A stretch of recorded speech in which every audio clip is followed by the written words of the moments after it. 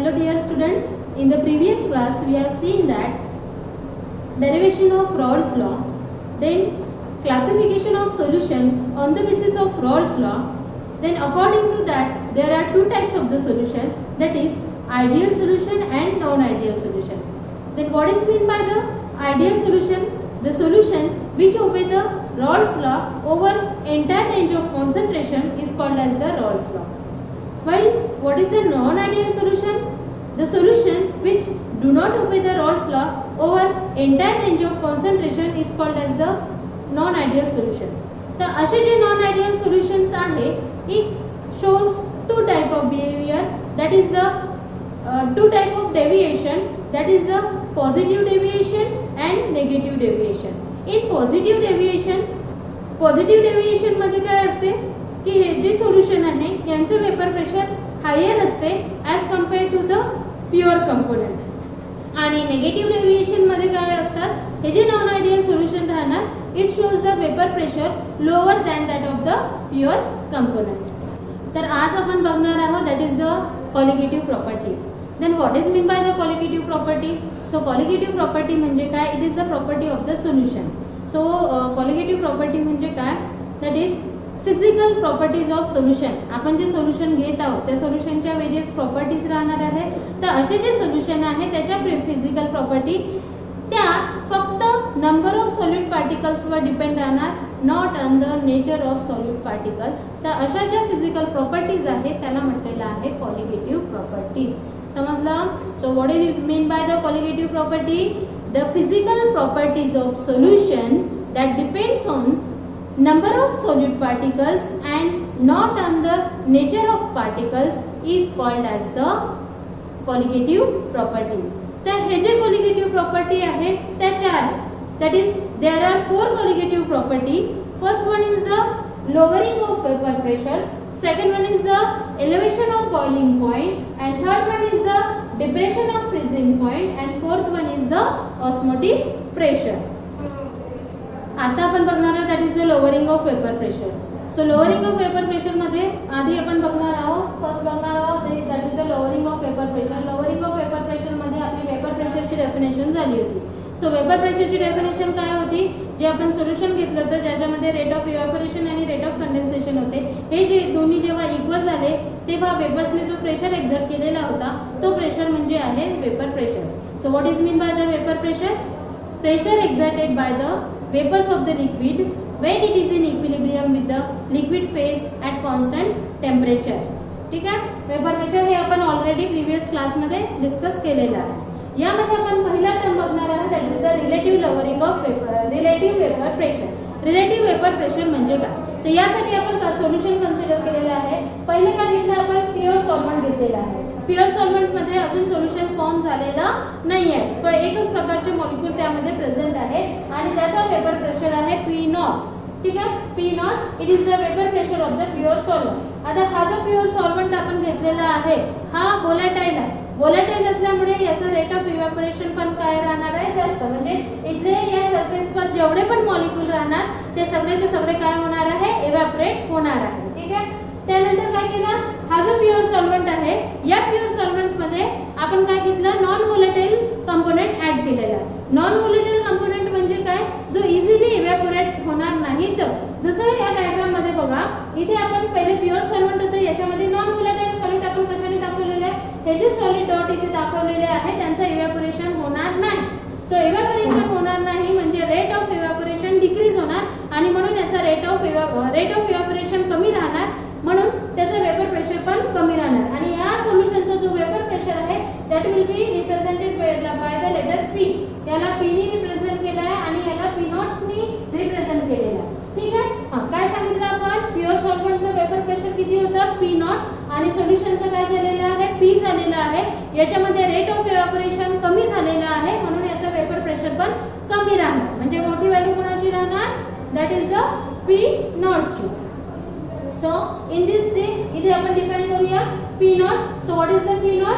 It is the vapor pressure of pure solvent. हा काय आहे?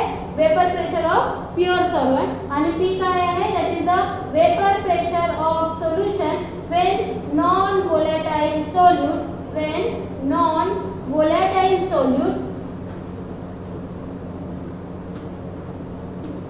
is added to the solvent. जेव्हा non volatile solvent मध्ये add केला ते सोल्युशनचा वेपर प्रेशर म्हणजे आहे दॅट इज द P.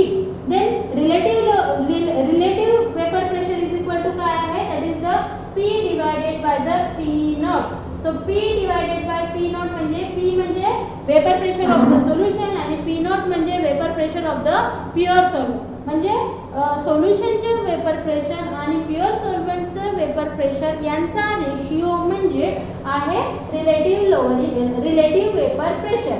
काय सोल्युशनचं वेपर प्रेशर आणि प्युअर सॉल्व्हेंटचं वेपर प्रेशर यांचा रेशिओ म्हणजे relative vapour pressure. So what is meant by the relative vapor pressure? It is the ratio of vapor pressure of solution to the vapor pressure of pure solvent. ते आहे relative vapor pressure. तर बघूया आता lowering of vapour pressure. So lowering of vapour pressure मध्ये काय घेतो आपण, एक प्युअर सॉल्व्हेंट घेतो, एक सोल्युशन घेतो. प्युअर सॉल्व्हेंट मध्ये यामध्ये सरफेसवर असणारा प्रत्येक मॉलिक्यूल हा इव्हॅपोरेशन टेक्स प्लेस करू शकतो. While in case of the solution मध्ये काय केलेलं आहे, तो जो प्युअर सॉल्व्हेंट आहे याच्यामध्ये आपण कोणता सॉल्यूट ऍड केलेला होता that is the non volatile solute याच्यामध्ये आपण ऍड केलेला होता. नॉन व्होलाटाईल सॉल्यूट म्हणजे काय, ज्याचं इझिली इव्हॅपोरेशन होत नव्हतं ते. सो त्यामुळे काय होत आहे, हा जे सॉलिड डॉट इथे आपण दाखवलेला आहे ते आहे नॉन व्होलाटाईल सॉल्यूट. काय झालं मग, व्हेन नॉन व्होलाटाईल सॉल्यूट काय ऍड केला आपण, non volatile solute. So when non volatile solute is added to the pure solvent then surface area is covered by the solute molecules. ठीक आहे, जेव्हा आपण नॉन व्होलाटाईल सॉल्यूट हा pure solvent मध्ये add केला तर काय झालं, सरफेस एरिया कव्हर झाला. कोणी कव्हर केला, तो सॉलिड मॉलिक्युल्सनी कव्हर केला. सो काय स्टेटमेंट होणार मग आपलं, when non volatile solute is added to the pure solvent then surface area is covered by the solid molecules decreasing the rate of evaporation. Rate of evaporation काय होणार, decrease होणार and hence decreases the vapor pressure. Vapor pressure, rate of evaporation decrease झाल्यामुळे vapor pressure पण decrease होणार. So this decrease in the vapor pressure is known as the lowering of vapor pressure. इथे बघा lowering म्हणजे काय होते, कमी होणे. सो याच्यामध्ये काय होत आहे, जेव्हा आपण नॉन व्होलाटाईल सॉल्यूट हा प्युअर सॉल्व्हेंट मध्ये ऍड करतो तेव्हा त्याचा वेपर प्रेशर काय होत आहे, कमी होत आहे, लोअर होत आहे. तर तो कमी झालेला लोअर प्रेशर म्हणजे आहे that is the lowering of vapour pressure. आता आपण डिफाइन केलं that is the P not is the vapour pressure of pure solvent. P not काय होता, vapour pressure of pure solvent and P is the vapor pressure of solution when non-volatile solute is added. When non-volatile solute is added, then lowering of vapor pressure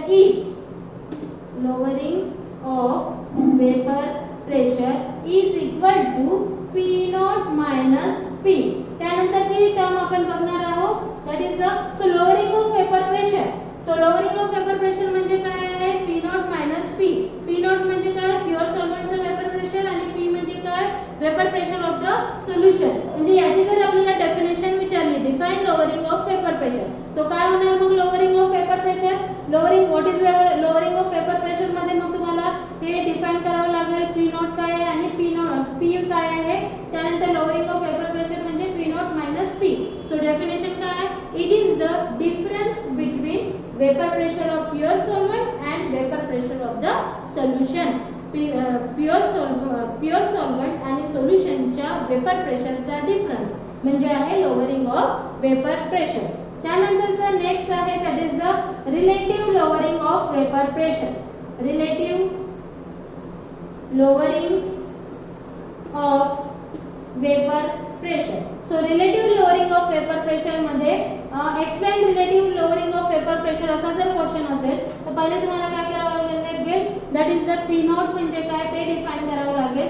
then P म्हणजे काय ते define करावं लागेल.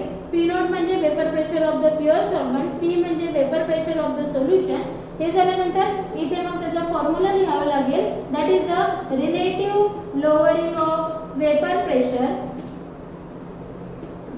Relative lowering of vapor pressure is equal to P naught minus P divided by the P naught. So P naught minus P जो आहे याला लिहितो आपण डेल्टा P.